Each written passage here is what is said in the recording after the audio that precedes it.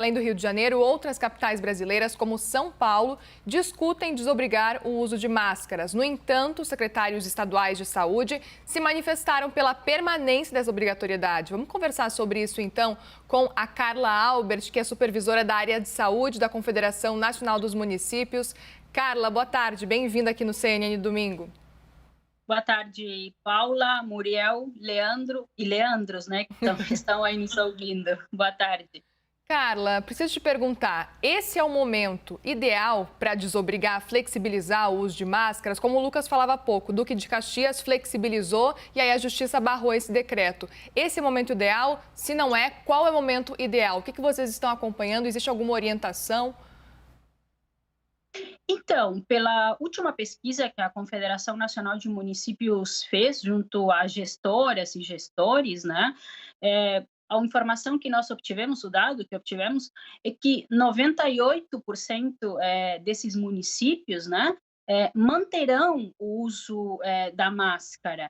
Eu entendo que neste momento da pandemia, ainda eu considero uma ação precipitada, né, a desobrigação do uso da máscara em locais tanto públicos quanto privados. Sem dúvida, nós temos tido o avanço da vacinação, né, as vacinas chegam nos municípios e os municípios têm logo em seguida executado, né, convocado a população por faixa etária, ou seja, para a dose de reforço. Isso sem dúvida, o grande ponto de diferença, né, na curva de óbitos, de novos casos, né, para a queda, né, vertiginosa desses números, mas desobrigar o uso da máscara, ao meu ver, é algo ainda precipitado. Cada território em saúde, né, cada situação epidemiológica demanda uma análise, uma verificação e, portanto, um planejamento a curto e médio prazo, mas neste momento de desobrigação da máscara não é a opção da enorme maioria das gestões municipais. Carla, o que deve ser levado em conta nesse caso, então, para avaliar a flexibilização do uso de máscaras ou não daqui para frente? Olha, eu considero que um ponto que deveria, já desde o início da pandemia, né, na verdade, é a questão do monitoramento da circulação do vírus, né? E isso deveria ser feito através de testagens, né? E a gente sabe muito bem, a Confederação também já tem apontado isso em várias ocasiões, assim como os meios de comunicação, que a testagem não foi realizada de forma massiva no país, né? Então, há também duas variáveis muito importantes, que são o número de internações, né, o aparecimento de novos casos, detecção de novos casos, mas eu considero, e tem estudos também demonstrando isso, que um ponto principal é a gente entender se o vírus está, de fato, circulando mais ou menos. E isso é principalmente perceptível pela aplicação de testagem. E isso é algo que, sistematicamente, ao longo da pandemia, governos federais, estaduais, não têm tido tanto sucesso, né, em implementar essa medida. Vou chamar o Leandro Magalhães de Brasília para participar da nossa conversa. Leandro. Professora, boa tarde, obrigado pela participação aqui na CNN hoje.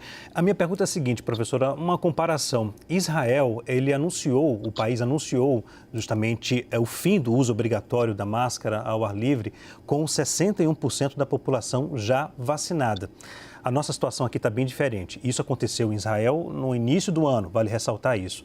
Aqui no Brasil ainda não temos 50% da população totalmente vacinada, segundo as secretarias de saúde. O governo federal diz que há 60% da população adulta com o ciclo vacinal completo. A senhora acha que mesmo com 60% ou mais, essa porcentagem um pouco maior, seria viável, prudente, a retirada das máscaras, no caso? Aqui no Brasil? Eu considero que, entendo, ótima pergunta, Leandro. Eu considero que não. Por uma situação também muito peculiar, né, desta pandemia. É a instabilidade dos cenários epidemiológicos. Eu acho que pontuaste muito bem, né, no início do ano, né, Israel permitiu, né, a circulação, né, ou seja, que as pessoas circulassem sem ter que obrigatoriamente usar a máscara. Só que aí tivemos o fator Delta, né, variante Delta, ingressando nos países e já se estabilizou uma situação que naquele momento parecia, né, demonstrava um certo controle.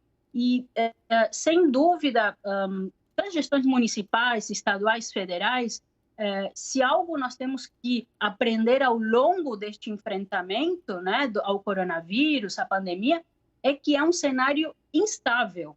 Então, nós não podemos abrir, e me parece muito claramente que os gestores municipais compreenderam isso, né? As reiteradas pesquisas da CNM assim mostram que nós não podemos abrir mão das ferramentas, dos instrumentos que demonstram esse auxílio no controle, né? Então, a máscara, mesmo com 60% das pessoas vacinadas, né?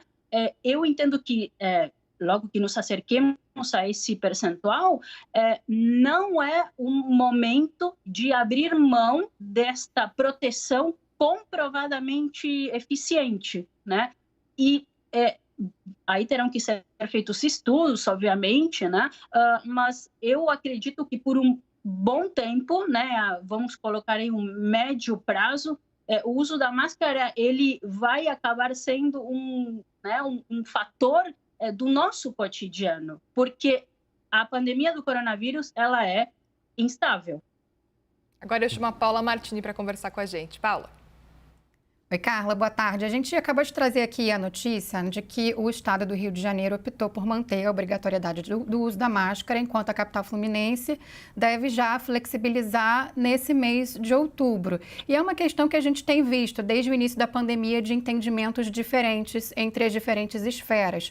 Os municípios têm, né, autonomia para tomar suas decisões relativas à pandemia, mas não seria mais inteligente a gente ter decisões alinhadas, né, o estado ou até mesmo o governo federal decidirem ao mesmo tempo, não só pelo controle dos indicadores, como também pela própria comunicação com a população, porque a população muitas vezes fica sem saber a quem ela vai obedecer. É o Estado? É o prefeito?